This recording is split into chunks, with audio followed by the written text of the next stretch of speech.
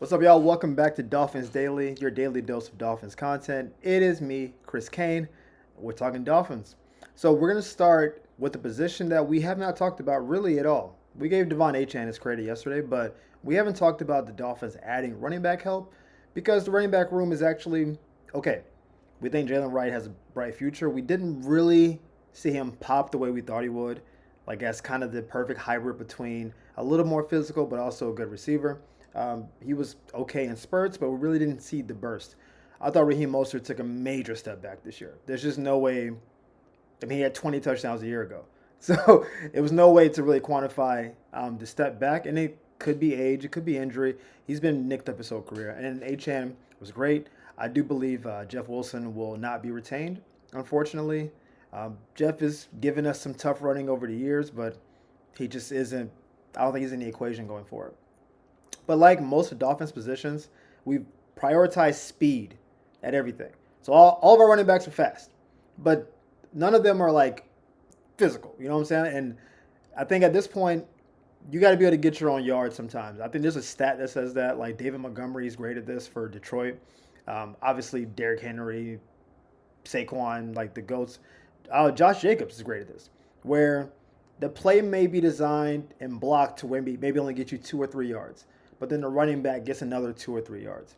And so instead of 2 yards, I got the first contact, I'm down on the ground, you break a tackle and get a little bit extra. The Dolphins very rarely get extra yards on runs. It's either blocked up to do exactly what it does, or it like bursts because there's like a big blocking scheme. But it's very rarely, he broke 4 tackles and got 12 yards. It's not really how the offense is built. And it's really because our running backs aren't built that way. Achan is not a particularly physical guy. Mostert is heavy. I think it's 225, but he doesn't run heavy. You know what I'm saying? It's like being a big in the NBA where you're a center, quote unquote, but you don't back anybody down. Maybe like a Porzingis is a good example. Porzingis is very big, but Porzingis can be guarded by a guy that's 6'8" sometimes because you're 7'3", but you're shooting threes. So I don't need to put a 7'3" guy to balance you out, right? So there are a number of running backs in this draft. This might be the deepest running back draft I've seen in 10, 15 years. It's a lot of running backs. We obviously know about Genty at the very top, but all the way down, I think there's at least 10 to 12 pro running backs in this draft that if you got a guy third, fourth, fifth, sixth round, could be your guy, right? And so the Dolphins probably won't draft a running back until later, maybe fourth or fifth round. And so there's two names that I hope will be there that I think could be good options. One is Devin Neal. Now, he played for Kansas this year. I know a lot of people don't watch Kansas because why would you? They were terrible early, but really good late. They beat Iowa State, Colorado. Like they were knocking people out late in the season. And Devin Neal, the way he plays is he's faster than he looks because he looks like he's not really running that fast, but he is fast. And he's a solid receiver, which is kind of what you need to be in the NFL now. If you're not, other than Derrick Henry, who doesn't really catch any passes, there's no excuse to not be a dual threat. You can't stay on the field if you only do one thing. I watched a lot of Big 10, Big 12 football because I was watching Coach Prime and the Buffs, and so Kansas would just be on either before or right after. So I watched him play a number of times. Man, this guy's really hard to tackle. He reminded me of like in terms of physicality, like a Najee Harris type in terms of physicality. Like Najee may only get a 4-yard carry, but he'll get contacted at the line of scrimmage, and he'll just like hair his way through it, like just like rah, rah, rah, and he'll get a couple more yards. Devin Neal is that kind of guy where you'll have a linebacker one-on-one, and you're like, that linebacker's dead to rights. Like he's not gonna make the play, and he makes big plays. Like he had many long runs, a lot of long receptions, and I think he's a solid later round back that people probably don't know about because one, ESPN won't talk about him because he played for Kansas, and two, like he's not his persona is not a giant thing, but I think he'll be a great fit for the Dolphins. Again, he could do both things, but just a guy on third and fourth and one to come in and say, hey, or if you just want to grind the clock out. We don't want to grind the clock out with Achan at running back. One, because people are going to stack the box. There's going to be a lot of hitting. We don't want to put those extra mileages on him. I think, Mostert could do that maybe, but I want a guy that's like looking for contact. Let's go make some stuff happen, right? So he's the first choice, or he's one of the two choices. My real late round choice, fingers crossed, is my man Cam Skattebo. Man, again, another Big 12 guy. Now, we all saw Skattebo in a playoff, and we saw what he did against higher competition. So now everybody's like, man, you can't tackle that guy. Like, he looks like a muscle hamster. If you see Skattebo run, he just like, he just muscles and just deltoids bouncing off. And he's very difficult to tackle. He's low to the ground. He's super physical. And a lot of people, I mean, his 40 might be in the 4.6-ish, maybe 4.7 range. So he's not like top end fast, but I definitely saw him breaking away from people a lot of times. I remember him like, that's a 40, 50-yard run. Like, even against higher competition, he got long runs.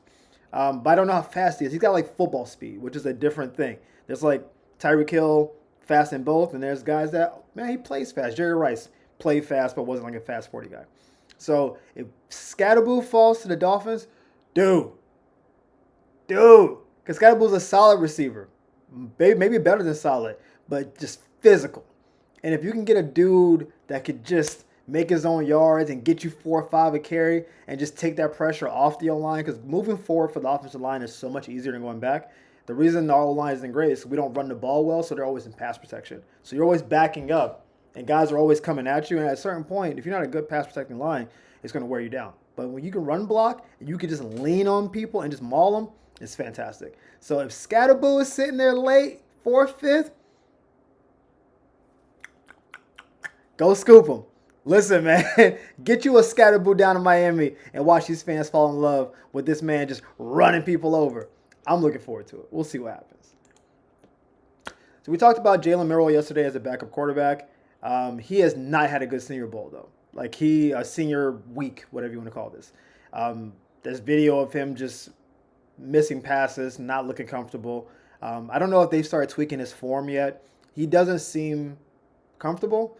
And I made because I think he knows the pressure. Because Jackson Darts look great.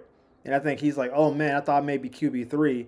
And now that's slipping away. I haven't seen Quinn Ewers yet, but I imagine Quinn's just a natural thrower. Like, his technique is very basic. He looks like he's always kind of comfortable. And I think Jalen maybe senses I could be going from QB3 to QB5. And one, the loss of money is crazy. But draft-wise, you may go from mid-first round to like mid-second round. Like, it can really fall off really quickly. And so he hasn't looked great, even though like his tape is his tape. But a guy that I like personally and has been solid is Kyle McCord. So Kyle McCord is the Syracuse quarterback currently. He was an Ohio State quarterback, and he transferred out, which allowed for Will Howard to slide in. And he's 6'3". He's a prototypical, I'm here to slang. He's out here, I'll say he's slinging rocks. No, he's slinging rocks and slinging footballs. Like, Kyle is a gunner from the pocket, good arm, pretty accurate, a lot more physical presence than Tua is. And also, like, he's got a chip on his shoulder. Like, he didn't like how things went at Ohio State. He went to Syracuse. He played very well. Syracuse, I think, won 9 games this year. Super solid. And I think he's a guy that will play the role. Like, I'm the backup. But if you put him in, there's something, he's got some juice to him, right? He's not going to jump off your screen. He's not going to wow you with anything. But I think what you want in a backup quarterback is someone who can get the job done and somebody who's solid. Jalen Milroe adds a lot more splash because he can do some RPO stuff. He can take off, and he's just a more physical presence. But if you say you want to keep the offense basically the same and have a quarterback that can make all the same throws, if not more throws, I think his arm is better than Tua's arm is, then for a 4th, 5th, 6th round type pick, I do think he's going to fall down the draft board. I think at best he would be QB6. But I can see, I mean, Riley Leonard can't throw. So I'm just going to, there's no smoke. He's just not a legitimate quarterback to me. But QB6 to 8, that range, like once you get past those first 4 or 5, there aren't 7 teams that need quarterbacks. If you look at the league now, man, even some of the bad teams feel like we're okay at quarterback. Like the Colts weren't good, but I think they still give Richardson a chance. The Jags weren't good. They have Trevor Lawrence. Like teams like Arizona has Kyler Murray. Like there are teams that their records weren't great, but you're like, I don't think we really need a quarterback. Like they kind of in a good place. So you could be the 5th best quarterback and be a 3rd or 4th round pick. It's how that's going to work out. So if he's QB6, he can easily fall to the 4th or 5th round. And I think if he's there, and I assume the ones that the Dolphins may have wanted will be gone already, I think he's a solid option back there. And just from watching him play, there's something there. He's got some juice. I'm looking forward to seeing what he does with it. But keep your eye on Kyle McCord. That's all I'm saying. And finally, we're going to talk about something that I had a discussion with someone earlier today, and they were talking about, man, Dolphins let us down this year. And it was like, I mean, it's a valid critique. If you're a fan of a team and your team doesn't do well, then your team let you down. That's kind of how people take it. But I try to look at things from a full point of view. So, like being a Bills fan and watching Josh Allen on the last drive, 3.5 minutes left, three timeouts, one first down, and we lose the game. That's disappointing outside of the season. Like you had a drive in your hand and you didn't get it done. You can say spags, you can say whatever you want to say. It didn't get done. That's a different disappointment. The Dolphins' disappointment has a lot of justification in it, and so you have to kind of parse out what's fair and what's not fair, right? When your quarterback misses 6 games, like 5.5, whatever, when your best pass rusher doesn't play all year, your second pass rusher gets hurt for the year early, your best receiver's hurt, your second receiver's hurt most of the year, and played through it. Like Waddle was basically never healthy this year. Tyreek didn't look healthy at all this year. Phillips, Chubb hurt, and then Tua being out. And then you go 8-9. If you think Tua is that big an upgrade from our backups, Huntley and Skyler, which he is, you got to think 3-3 in those 6 games seems fair. That's a fair assessment. You can't, even if you say 2-4, that's a 10-win season, and 10-7 had a chance to get in. I know the Broncos went 10-7 and got in, so we would have had to look at tiebreakers and all that kind of stuff.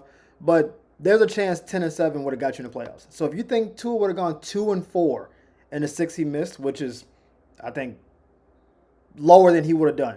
I think minimum 500. That's an 11-win team. You're probably looking at the 5 seed, because we would have flipped with Pittsburgh maybe. 5 seed, first round, you're playing 4 seed. You would play Houston. We played Houston this year. It wasn't good. And Tua played in that game. Tua was terrible in that game. So maybe Houston would have been a bad matchup because they're really good at pass rushing and we weren't good at protecting. So doesn't mean you make it and you would have beat Houston. But if you told Dolphins fans, first game in the playoff, you get to go to Houston in the playoffs, elements are not an issue. They're in a dome. They would have been like, yeah, fantastic. But when those injuries happen, then that throws records off. So I don't know if it's fair to just say the season was a disappointment in the sense that the team failed you, but there definitely was extenuating circumstances in some cases. And if you really look at the holistic of it, 8-9, given what they went through, is kind of an accomplishment, but maybe I'm being an optimist. Who knows? Let me know in the comments. But as always, thank you guys for tuning in to Dolphins Daily. You guys have been crushing it with the views, likes, and subscriptions. We appreciate everything you're doing. We give you Dolphins every day. Tell your friends, tell your family, and we'll see you next time. Peace.